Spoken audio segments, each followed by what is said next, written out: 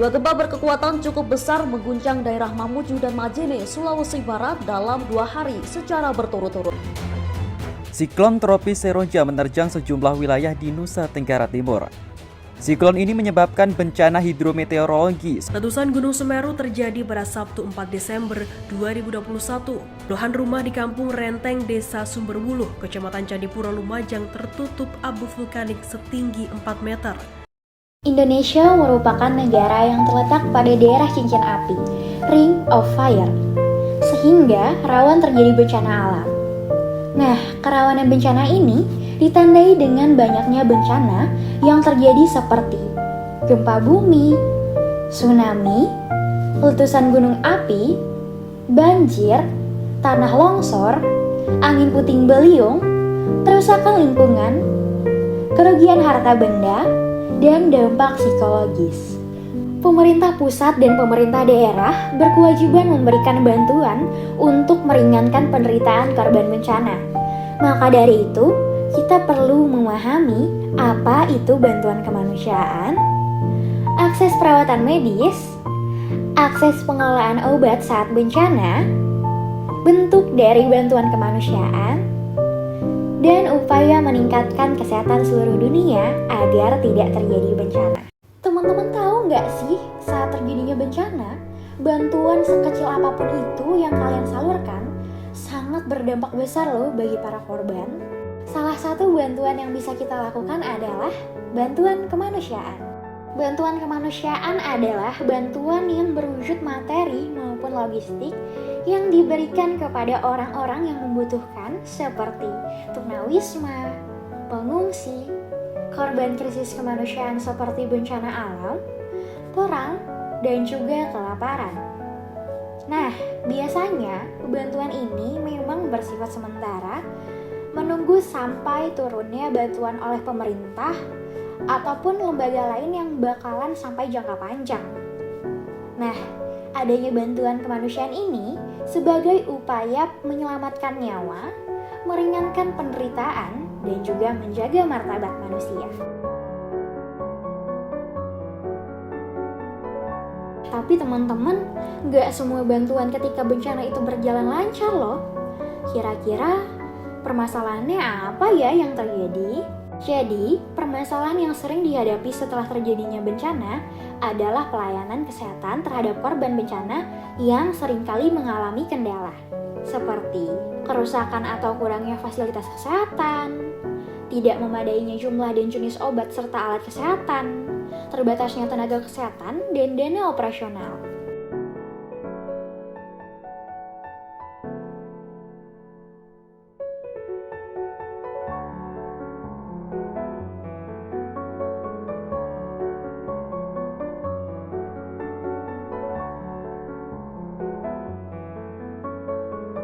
Nah, selain itu juga, terdapat daftar obat yang harus disediakan sesuai dengan jenis bencana yang terjadi loh.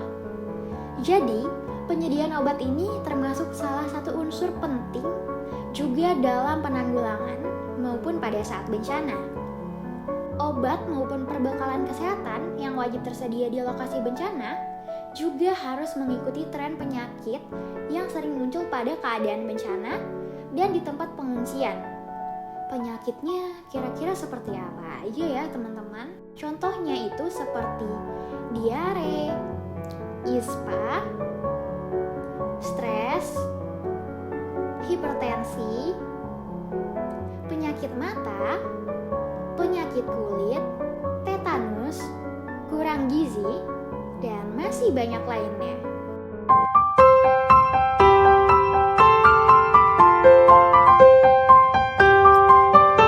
Setelah mendengar penjelasan tadi, kira-kira teman-teman udah kebayang belum sih apa aja hal yang harus kita lakukan untuk membantu para korban bencana seperti yang udah dijelasin di awal tadi?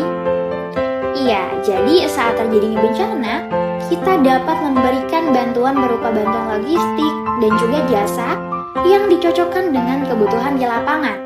Sehingga yang kita kirim itu merupakan hal yang betul-betul dibutuhkan di daerah bencana. Logistik adalah sesuatu yang berwujud dan dapat digunakan untuk memenuhi kebutuhan dasar hidup manusia yang terdiri atas sandang, pangan, dan papan atau turunannya. Contohnya, barang habis pakai atau dikonsumsi, misalnya sembako, obat, pakaian dan kelengkapannya, air, sleeping bag, dan sebagainya. Sedangkan dukungan bantuan secara jasa dapat berupa penanganan korban yang luka-luka atau pemberian layanan kesehatan bagi yang membutuhkan.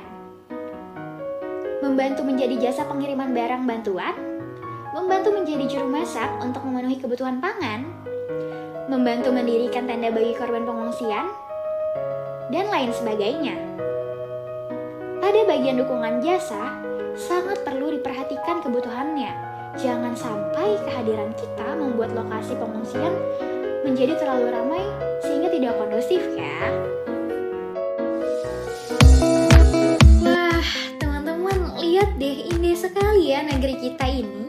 Jika dijaga dengan baik, banyak pepohonan hijau dan udara yang sejuk.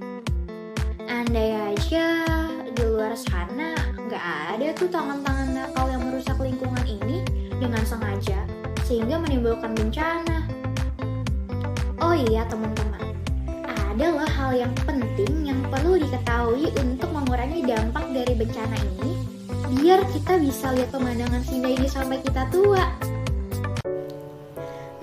Kira-kira ada yang bisa nebak nggak ya apa? Coba aku hitung sampai 5 ya teman-teman, tebak ya. 1, 2, 3, 4, 5. Ya, betul banget. Salah satu upaya untuk mengurangi dampak dari bencana adalah mitigasi menurut UU 24 tahun 2007. Mitigasi adalah serangkaian upaya untuk mengurangi risiko bencana, baik melalui pembangunan fisik maupun penyadaran dan peningkatan kemampuan menghadapi ancaman bencana. Mitigasi ini telah diatur dan juga memiliki sejumlah prosedur dan tahapan untuk mengurangi risiko dan dampak bencana.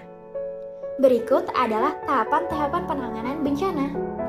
Yang pertama adalah tahap awal penanggulangan bencana alam untuk mengurangi dan memperkecil dampak bencana dengan melakukan peta wilayah rawan bencana, pembuatan bangunan tahan gempa, penanaman pohon bakau, penghijauan hutan, serta memberikan penyuluhan dan meningkatkan kesadaran masyarakat yang tinggal di wilayah rawan bencana. Yang kedua adalah perencanaan. Perencanaan dibuat berdasarkan bencana yang pernah terjadi dan bencana lain yang mungkin akan terjadi. Tujuannya adalah untuk meminimalkan korban jiwa dan kerusakan sarana-sarana pelayanan umum yang meliputi upaya tingkat risiko, pengelolaan sumber-sumber daya masyarakat, serta pelatihan warga di wilayah rawan bencana.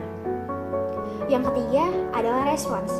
Respons merupakan upaya meminimalkan bahaya yang diakibatkan bencana. Tahap ini berlangsung sesaat setelah terjadinya bencana. Rencana penanggulangan bencana dilaksanakan dengan fokus pada upaya pertolongan korban bencana dan antisipasi kerusakan yang terjadi akibat bencana. Yang keempat atau yang terakhir adalah pemulihan.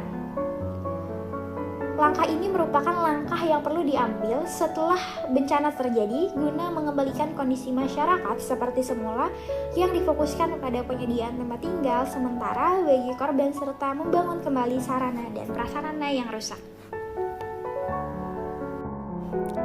Nah, gimana teman-teman? Sudah paham belum terkait hal yang tadi aku jelasin mengenai bantuan kemanusiaan di daerah bencana? Jadi, perlu diingat ya, selama kita masih berdiri, cobalah untuk mengulurkan tangan kepada orang-orang yang sedang jatuh.